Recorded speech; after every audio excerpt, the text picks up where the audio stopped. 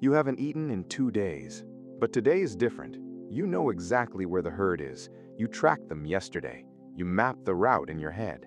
All you have to do now is get there. Then it starts raining.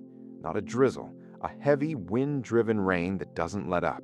It goes all day, then all night, then into the next morning, and it's still falling.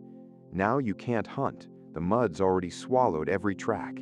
You can't move fast across open ground either, because wet rock and bare feet mean a twisted ankle, and out here, a twisted ankle is a death sentence. The river by your camp is rising, and the fire, the one thing keeping you warm, keeping predators at bay, keeping you alive, is starting to struggle against the wet. You're not bored, you're trapped. For most of human history, rain wasn't an inconvenience, it was a crisis. And what ancient humans did in that crisis might matter more than anything they ever did on a clear day. Today, when it rains, you close the window, make some coffee, pull up a blanket, and open Netflix. Rain is background noise, something that makes you feel calm, maybe even sleepy. You might not even make it through the episode, but for someone standing in that same rain 50,000 years ago, it could kill them in 3 different ways before it even stopped. The first is cold. A wet human loses body heat up to 25 times faster than a dry one. Without waterproof shelter or real clothing, a long storm in anything below about 50 degrees Fahrenheit could push your core temperature into hypothermia territory within hours, and most of the world our ancestors lived in got that cold at night, even parts of Africa at higher elevations during the wet season. The second is flooding.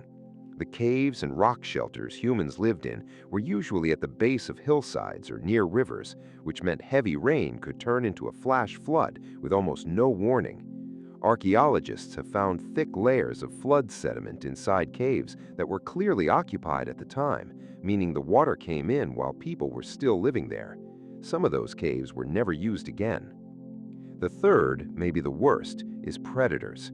Rain drives animals into shelter too, and sometimes that shelter was the exact cave you were already in. In sites in South Africa, archaeologists have found human remains and large cat remains in the same layers, some of those human skulls carrying puncture marks that match leopard teeth precisely. So rain didn't just make life miserable, it compressed the whole ecosystem, humans, predators, and prey, into the same small, dry spaces at the same time. And in the middle of all of that, one job mattered more than anything else: keeping the fire alive. Here's why that was terrifying. There's evidence of controlled fire use going back at least 400,000 years at Qasem Cave in Israel, and possibly close to 1,000,000 years at Wonderwork Cave in South Africa. But controlling an existing fire and creating one from nothing are 2 completely different skills. And for most of human history, most people probably couldn't reliably do the second, which meant if your fire went out in a storm, you might not get it back. Some groups solved this by carrying embers with them, smoldering coals wrapped in green leaves or packed inside a type of tinder fungus that could hold a spark and smolder for hours, essentially a biological lighter. We know this wasn't guesswork because when researchers found Ötzi, the 5,300-year-old frozen man preserved in the Alps, he was carrying a complete fire-starting kit in his belt pouch: tinder fungus, flint, iron pyrite for striking sparks, and backup plant tinder. Even 5,000 years ago, losing your fire was serious enough that people carried dedicated equipment just to prevent it. So when the rain hit, the first priority wasn't shelter, it was the fire. Move it deeper into the cave, shield it with hides or brush, feed it carefully, not too much, not too little. Find the dead lower branches on coniferous trees, still dry beneath the canopy above. Split open wet logs to reach the dry wood hidden inside. Use birch bark as kindling because birch contains a compound called betulin that burns even when it's wet. For hours at a stretch, one person's entire job might simply have been sitting next to that fire, feeding it, shielding it, making sure it didn't die, because that fire was everything. Warmth, light, safety, cooked food, the center of every social interaction the group had. Letting it go out wasn't careless, it was potentially fatal for everyone. So the fire's holding, and you're mostly dry, but you still can't leave. What do? You make things. The archaeological record here is unambiguous. Caves and rock shelters are packed with evidence of manufacturing, stone tools in every stage of production, and piles of tiny flaking debris concentrated in specific spots, exactly where someone would sit near the firelight and work for hours. And it wasn't only stone tools. At Blombos Cave in South Africa, archaeologists uncovered a 100,000-year-old ochre processing workshop. Abalone shells used as mixing bowls, ochre ground into powder, bone tools for stirring and applying it. That's not basic survival, that's production, run with a system, probably while rain pounded outside. Then there are bone needles, delicate tools with tiny drilled eyes, first appearing in the record around 61,000 years ago in South Africa, before spreading across Europe and Asia. You don't make one of these while running from something. You make it sitting still with hours to spare. Rainy days gave people exactly that. Here's where it gets genuinely interesting. At a Neanderthal site called Abri du Marat in France, archaeologists recovered a tiny fragment of twisted plant fiber string dating back roughly 52,000 years, the oldest direct evidence of string ever found. And at Holy Fels Cave in Germany, they found a 35,000-year-old tool carved from mammoth ivory with 4 holes and spiral grooves built specifically for twisting plant fibers into rope.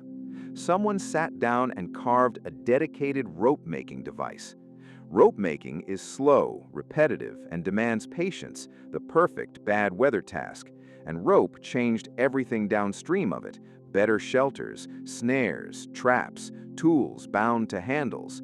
An enormous share of human technology runs on string, and string was almost certainly invented by someone stuck inside, waiting for rain to stop. People weren't just making tools during that time, they were making their shelters livable.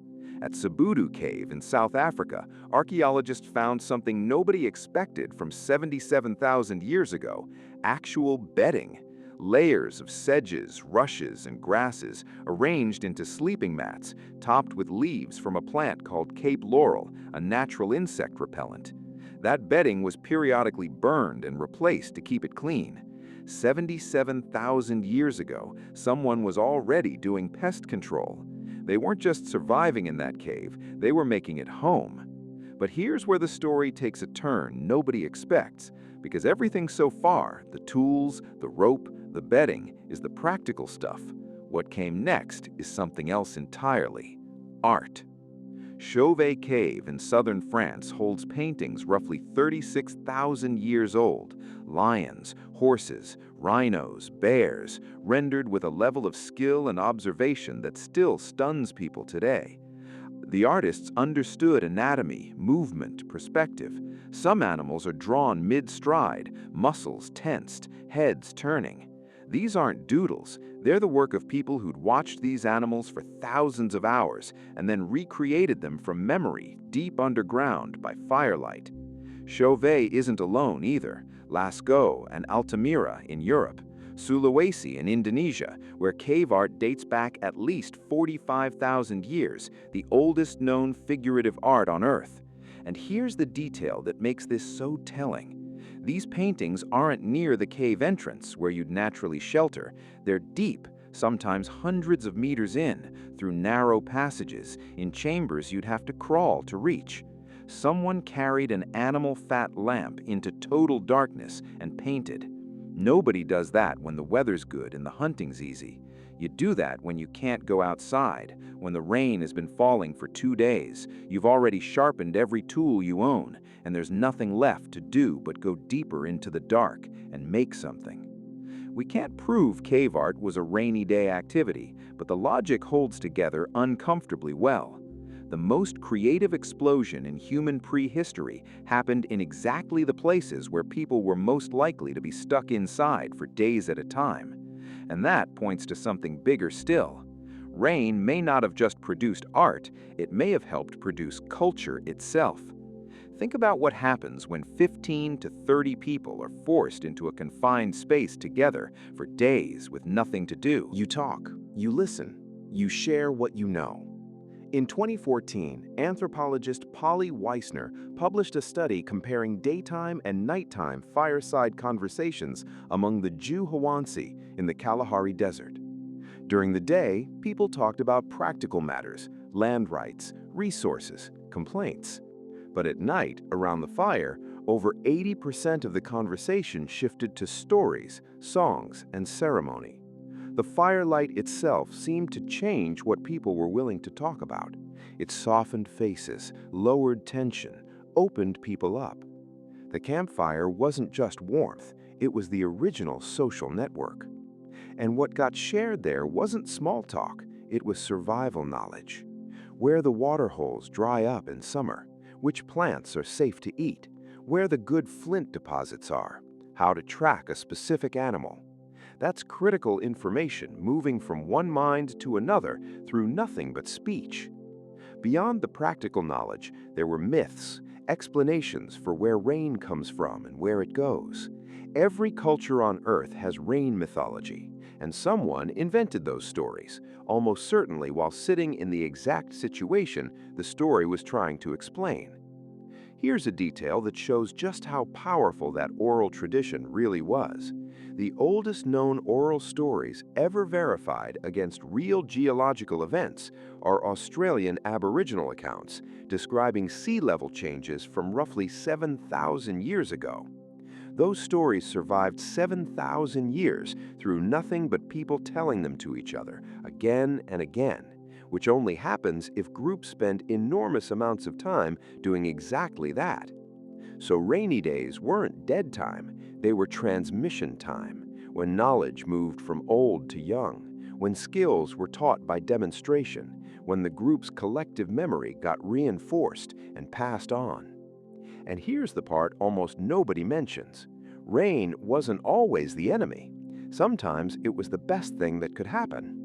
After heavy rain, the ground goes soft, and soft ground holds a perfect track, deep, clear, easy to read. Some of the best tracking conditions in the world come right after the rain stops. Rain also meant water. Shallow rock depressions that fill during storms are found near almost every known prehistoric campsite, and some show clear signs of being deliberately carved deeper to hold more. And rain changed the menu entirely. Mushrooms and certain plants surge after a storm. Tubers pull easier from wet soil. Insects rise to the surface. Termites, for instance, swarm after rain across tropical Africa and are one of the most protein-dense foods around. No tools, no weapons, just pick them up. Chimpanzees do exactly this today after rainstorms. Early humans almost certainly did the same, probably at a much larger scale. So what did ancient humans actually do when it rained for a week straight? Everything that mattered. They kept the fire alive. They made the tools they'd need for the next hunt. They sewed the clothing that would carry them through winter. They twisted the rope that held their shelters together. They ground the pigment they'd use to paint animals onto cave walls, deep underground by lamplight. And they told the stories that carried survival knowledge across generations that never touched a page.